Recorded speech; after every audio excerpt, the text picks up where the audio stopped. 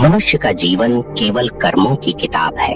हर पन्ने पर लिखा हुआ है उसका बीता हुआ, उसका किया हुआ और उसका भुगता हुआ।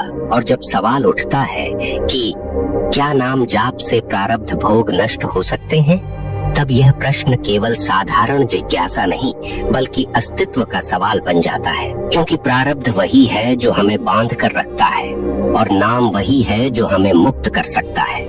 सोचिए, आप हर दिन अपने जीवन में संघर्ष झेलते हैं, कभी बीमारियों का दुख, कभी आर्थिक संकट, कभी रिश्तों की उलझन। आप सोचते हैं, मैंने ऐसा कौन सा अपराध किया कि मुझे यह सब भुगतना पड़ रहा है?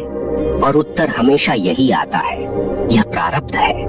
यह आपके ही कर्मों का बीज है जो फल बनकर आपके सामने खड़ा है। लेकिन अगर कर्मों का फल पक्का है तो क्या नाम जप उसका सामना कर सकता है? यहाँ पर तर्क और भक्ति टकराते हैं। तर्क कहता है जो बोया है वही काटना पड़ेगा, और भक्ति कहती है नाम का तेज इतना प्रबल है कि वह भाग्य की जंजीरों को पिघला सकता है। जैसे अग्नि हर वस्तु को जला देती है, वैसे ही नाम की शक्ति हर प्रारब्ध को भस्म कर सकती है। आपको एक बात समझनी होगी, नाम केवल शब्द नहीं है, यह अक्षरों की साधारण ध्वनि नहीं है, यह ईश्वर की प्रत्यक्ष शक्ति है। जैसे सूर्य की किरणें सूरज से अलग नहीं हो सकती, वैसे ही ईश्वर का नाम स्वयं ईश्वर से अलग नहीं है। जब आप नाम जपते हैं तो आप केवल शब्द नहीं दोहराते, आप ईश्वर को अपने भीतर उतारते हैं। और जब ईश्वर भीतर आते हैं तो प्रारब्ध का विष भीतर ठहर ही नहीं सकता। यहाँ कुछ लोग कहेंगे, अगर नाम जप से सब नष्ट हो सकता है तो फिर शास्त्र क्यों कहते हैं कि प्रारब्ध को भोगना ही पड़ता है? उत्तर गहरा है। प्रारब्ध की ज्वाला को बुझाना संभव नहीं है, लेकिन नाम का अमृत उसे पीड़ा रहित बना सकता है। जो भोगना है वह तो भोगना ही पड़ेगा, लेकिन नाम उस भोग को तपस्या में बदल देता है। और कई बार जब नाम का तेज असहनीय रूप से प्रबल हो जाता है, तब वह प्रारब्ध के बीज को ही जला देता है ताकि फल पक ही न सके।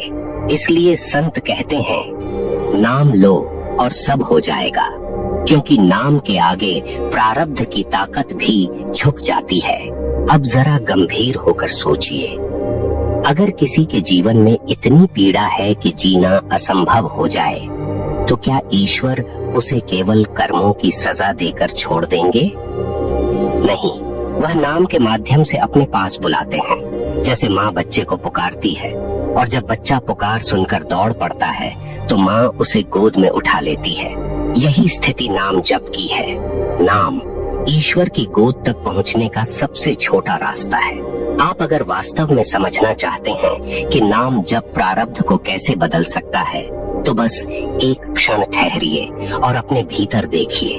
जब आप नाम जपते हैं तो मन की चंचलता घट जाती है, क्रोध, ईर्ष्या और मोह की आग ठंडी पड़ने लगती है। यह अंदरूनी बदलाव ही आपके बाहर के प्रारब्ध को बदल देता है, क्योंकि प्रारब्ध केवल बाहरी घटनाएं नहीं हैं, बल्कि आपके भीतर की प्रतिक्रियाएं भी हैं। अगर आप पीड़ा पर मुस्कुरा देते हैं तो प्रारब्ध का दंश आधा हो जाता है, और यही सामर्थ्य नाम जप देता है। आपको लगेगा यह सब भावनात्मक बातें हैं, लेकिन नहीं, तर्क भी यही कहता है। विज्ञान भी मानता है कि ध्वनि की तरंगें हमारे मस्तिष्क और शरीर पर प्रभाव डालती हैं। जब आप ईश्वर का नाम दोहराते हैं तो आपके भीतर की ऊर्जा कंपन बदलती है। यह नया कंपन आपके भाग्य की रेखाओं को भी बदलने लगता है। इसलिए जो लोग कहते हैं कि प्रारब्ध अटल है, वे केवल आधा सत्य जानते हैं। सत्य यह है कि प्रारब्ध बदलता नहीं, पर नाम जप उसे भस्म कर सकता है।